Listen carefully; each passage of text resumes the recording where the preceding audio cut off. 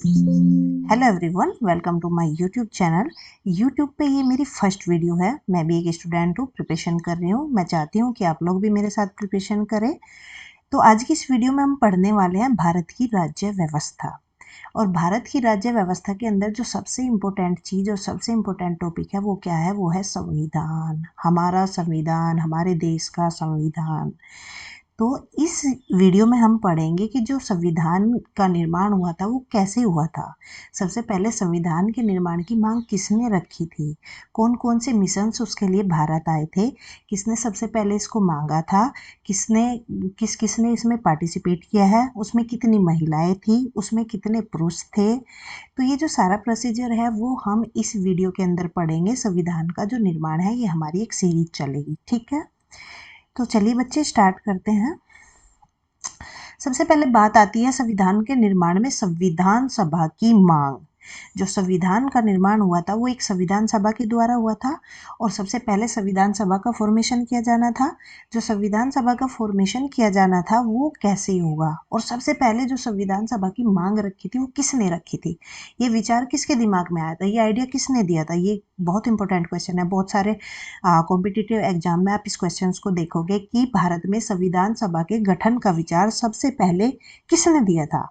तो जो हमारा ये क्वेश्चन है, इस क्वेश्चन का जो हमारा आंसर है वो है 1934 में एम एन रॉय ने भारत में सबसे पहले संविधान सभा की मांग के लिए जो विचार था, इस संविधान सभा के जो गठन का विचार था वो एम एन रॉय ने रखा था। तो आप लोग इसको अच्छे से याद कर लेंगे, हाईलाइट कर लेंगे। 1934 में एम एन रॉय ने सबसे पहले भारतीय संविधान सभा के गठन का विचार प्रस्तुत किया था, ठीक है। अब इसके बाद बात करते हैं। जो हमारी उस टाइम की सबसे बड़ी राष्ट्रीय पार्टी थी वो थी भारतीय राष्ट्रीय कांग्रेस। तो भारतीय राष्ट्रीय कांग्रेस कैसे पीछे रह सकती थी। उसके बाद 1935 में जो हमारी राष्ट्रीय कांग्रेस थी उसने पहली बार संविधान सभा के गठन की मांग की थी। संविधान निर्माण के लिए जो संविधान सभा की हमें जरूरत थी उसके गठन की मांग किसने की थी? 1935 में की थी राष्ट्रीय कांग्रेस ने। अब जब ये प्रोसीजर आगे बढ़ा, ये मांग उठी, तो इसे देखते हैं ब्रिटिश सरकार ने क्या किया। ब्रिटिश सरकार ने नेहरू जी की बात मान ली। ये है हमारे नेहरू जी। 1938 में भारतीय राष्ट्रीय कांग्रेस के जो पंडित जवाहरलाल नेहरू थे उन्होंने कहा जो भारतीय संविधान का निर्माण होगा, जिसके लिए हम संविधान सभा के गठन की मांग कर रहे हैं, वो संविधान कैसे बनेगी, वो सभा कैसे बनेगी। तो नेहरू जी ने कहा कि वो जो सभा बनेगी वो व्यस्क मताधिकार के आधार पर चुनी गई एक संविधान सभा होगी जिसके द्वारा संविधान लिखा जाएगा। तो जो नेहरू जी की ये मांग थी वो ब्रिटिश सरकार ने मान ली थी। जब ब्रिटिश सरकार ने मान ली थी तो इसी को ही 1940 में अगस्त प्रस्ताव के नाम से जाना गया था। ये भी एक बहुत इंपॉर्टेंट क्वेश्चन है। इसमें से क्वेश्चन बनता है कि अगस्त प्रस्ताव कब आया था। तो 1940 में आया था। अगस्त प्रस्ताव क्या था? अगस्त प्रस्ताव ये था, जो पंडित जवाहरलाल नेहरू जी थे उन्होंने ब्रिटिश सरकार के सामने जो अपना प्रस्ताव रखा था कि जो भारत की संविधान सभा का गठन होगा वो व्यस्क मताधिकार पर होगा। व्यस्क मताधिकार कराया जाएगा अप्रत्यक्ष रूप से। उसमें से जितने भी सदस्य चुने जाएंगे वो सब भारतीय संविधान को लिखेंगे। तो उम्मीद है बच्चे आप सबको ये चीज़ क्लियर हो गई होगी। सबसे पहले क्या था कि संविधान सभा की मांग सबसे पहले किसने की थी? 1934 में एम एन रॉय ने की थी।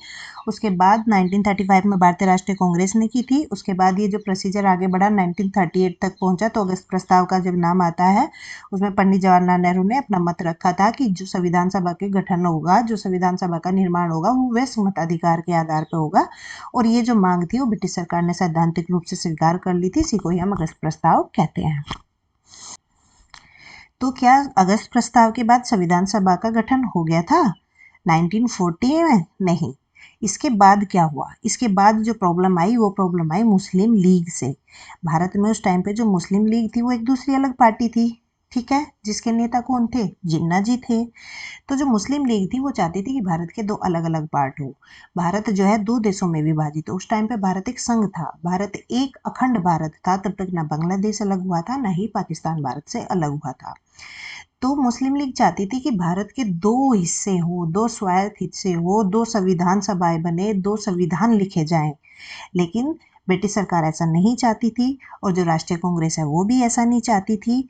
तो जब 1942 में ब्रिटिश सरकार ने स्टेफोर्ड क्रिप्स के अध्यक्षता में एक प्रस्ताव भारत भेजा था, जिसमें स्टेफोर्ड क्रिप्स जिनके जो अध्यक्ष थे और उसके अलावा ब्रिटिश मंत्रिमंडल के एक सदस्य थे, तो ब्रिटिश सरकार के प्रारूप के साथ भारत आए थे। लेकिन वो जो प्रारूप था, जो संविधान सभा के गठन का प्रारूप लेकर वो आए थे, तो मुस्लिम लीग ने उसे अस्वीकार कर दिया था, क्योंकि मुस्लिम लीग नहीं चाहती थी कि भारत में एक संविधान सभा का निर्माण हो।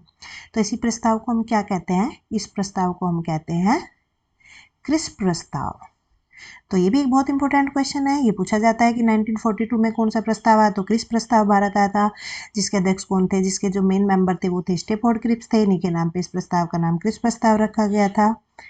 बात समझ में आई? तो इसमें क्या है कि अब हमें क्या देखना है कि क्या यहाँ पे भारतीय संविधान सभा का निर्माण हो गया था? नहीं हुआ था। अभी तक तो भारतीय संविधान सभा का निर्माण ही नहीं हुआ है। अब जब भारतीय संविधान सभा का फॉर्मेशन होगा, उसके बाद भारतीय संविधान सभा के जो चुने गए सदस्य हैं वो क्या करेंगे? संविधान लिखेंगे। संविधान का जो लिखित प्रोसीजर है वो स्टार्ट होगा।